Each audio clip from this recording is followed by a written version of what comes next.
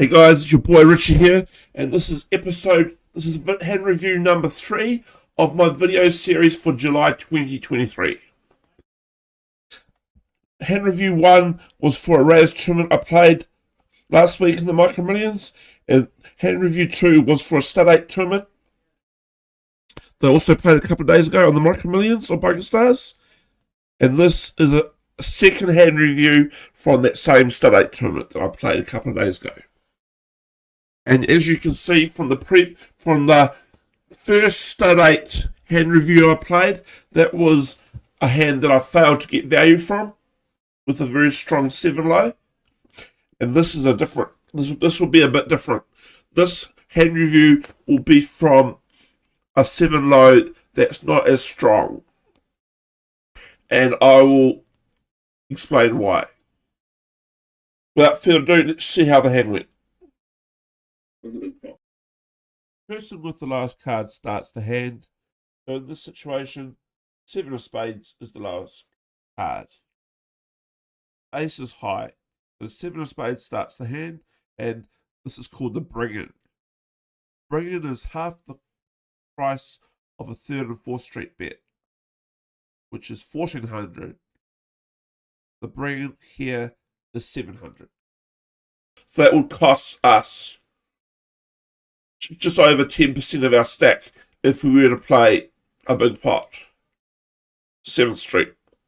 If we did play a big pot to 7th street, it would likely cost us half our stack. Because the blinds are so high. However,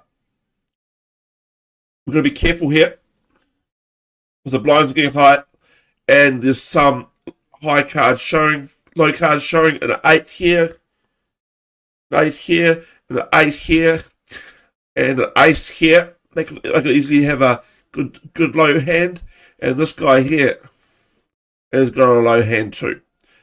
And these guys are likely going for the high hand. Remember the rules about Stud 8? Like I told you in the first Stud 8 video? There's a high hand and a low hand. The low hand has to be 5 cards lower than 8, and the high hand, and the ace is low and high.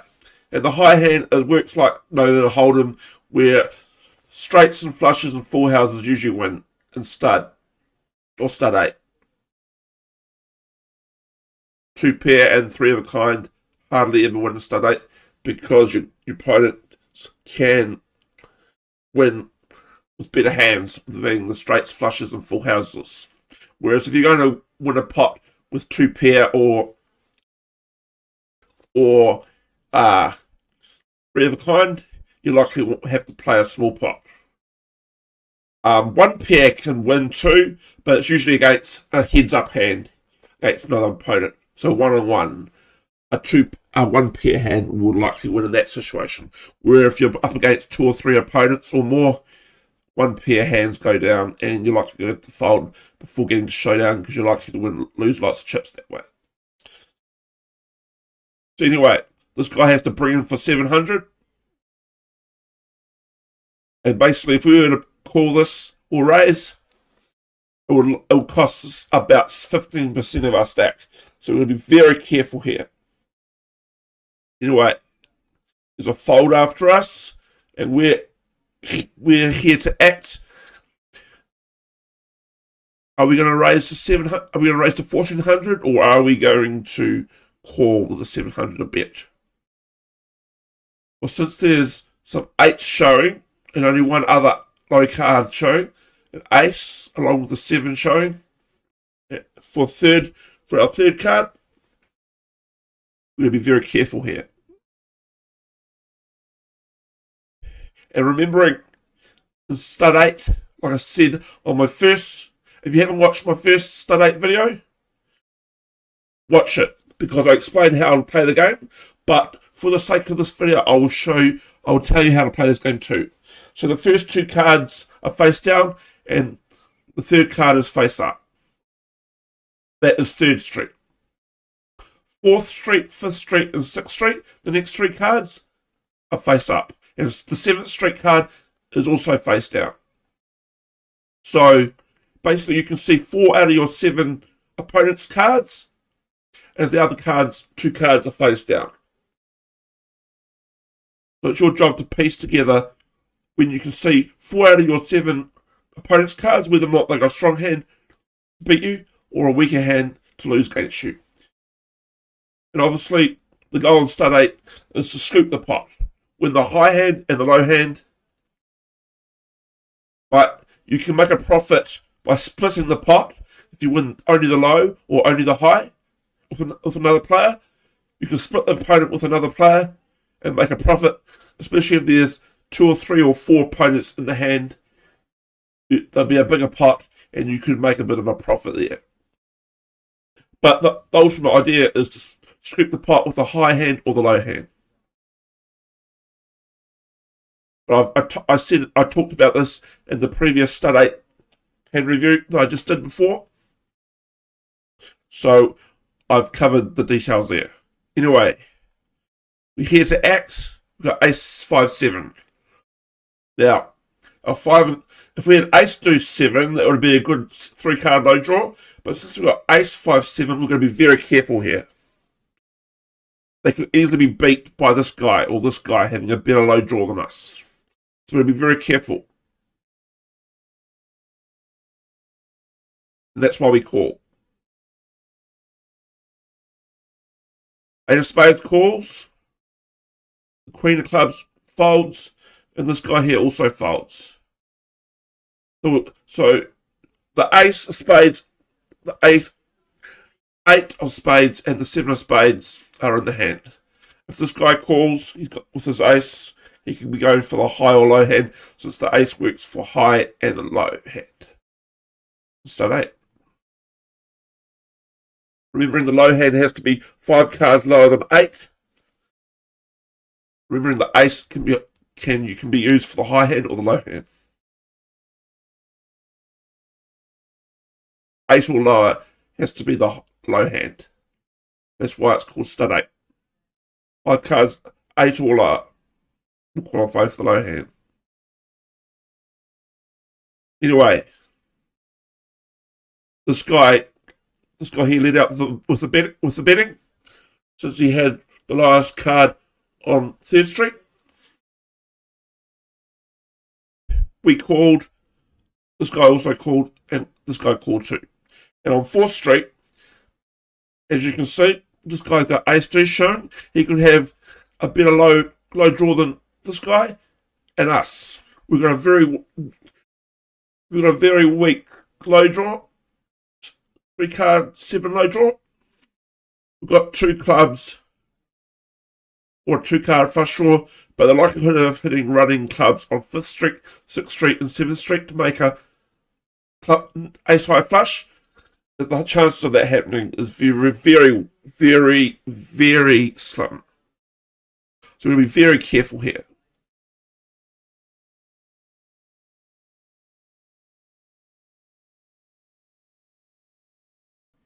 Actually, no, sorry. We have to lead out on 4th Street because we've got the highest card. Okay. Out of the Queen of Hearts to 2 of Hearts and the 3 of Hearts. We've got the highest card on 4th Street, which means we have to lead out. We check. Queen of Hearts checks. On 4th Street, the 2 of Hearts also checks. And on 4th Street, the 3 of Hearts. And we've still got a weak hand. We need running on 6th and 7th Street. We need running straight cards or running low cards to make our 7 low. The best we can have is a 7 low, because even if we get deuce 3 on 6th and 7th Street, the most we can have, lowest hand we can have is a 7 low, because that will be our highest card on 7th Street. So we make the correct play on 4th Street to check around, and on 5th Street we hit our jack, and we need a queen and a 10 on 6th and 7th Street to hit our straight. We need running low cards to hit a 7 low. We also check on 5th Street. King of spades checks. Queen of diamonds checks. And on 6th Street, we've got our low draw. However, this guy here will still have a better low draw than us because he's got ace deuce showing. And this guy here has got 3, 4, 7, so he could have our low draw beat too because he's got lower cards than us. We've only got ace, 5, 6, 7, 4 cards, 7 low draw. But if you've got an ace or deuce with it, with your 7 low draw, with your 5 card 7 low, it usually wins because the ace and deuce are very strong cards with the 7 low. Anyway, the deuce of spades checks on 6th Street, and the guy with the 4 spades showing also checks on 6th Street. We also check on 6th Street. Sorry. And the guy with the 4 diamonds also checks on 6th Street. Now on 7th Street, we hit our 7 low. We've got an ace, 4, 5, 6, 7. However, it could be easily beat.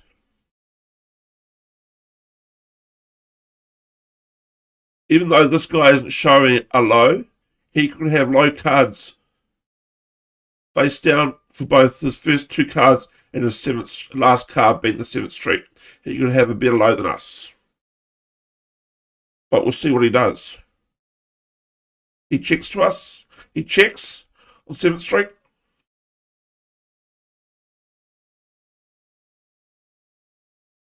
And this guy bets 2,800. Which we should be worried about. I don't think we worry about this guy because he checked on 7th Street. So maybe he missed his low draw and has a weak and doesn't have a high. So he can't win the hand. He can't win with the high hand or the low hand. That's probably why he checked this guy here. However, this guy led out on 7th Street. He's likely got a better low than us because he's got the 3, 4 showing. If he's got an ace or a deuce in his hand, or both, his hand beats us. Because our second lowest card is a 4, and his second lowest card would be a deuce or a 3. So that can be a concern. And if you have the ace deuce if this guy here has got the ace and the deuce in his hand, he already beats us because ace and the deuce, like I said before, the ace and the deuce usually wins with the 7 low. 5 cards, 7 low. So we have to be worried about that. Whereas our hand, obviously, we've got a very weak 7 low, ace, 4, 5, 6, 7, and this guy betting 2,800, which is the big bet on 7th Street, usually means strength. And this call will cost us about 20% of our stack.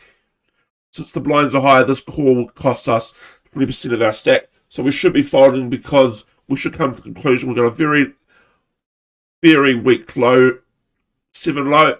Even though we've got the ace, we've got 4, 5, 6, 7. Ace, 4, 5, 6, 7. So it's very, very bad low. So we think about it for a few seconds. We should fold because we've got a weak 7 low.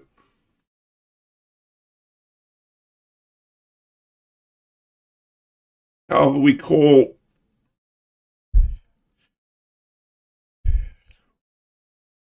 And this guy, sure enough, this guy shows ace, 3, 4, 5, 7, which beats our hand.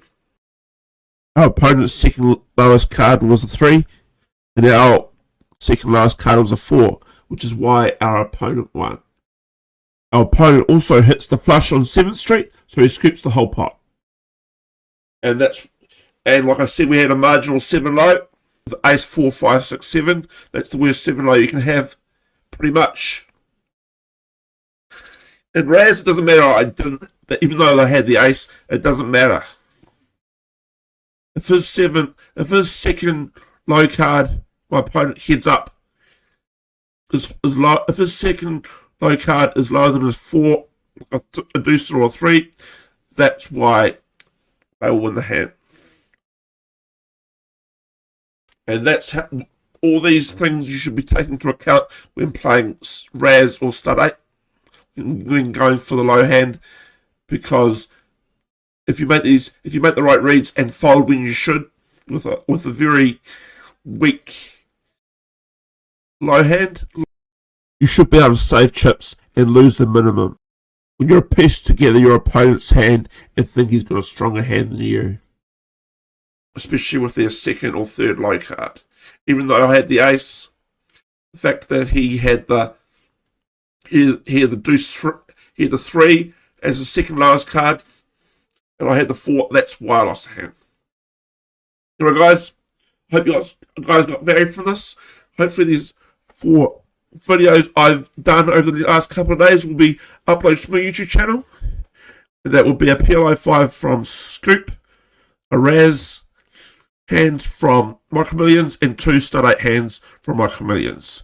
Hopefully these videos will be uploaded to my YouTube channel by the end of this week, probably Friday.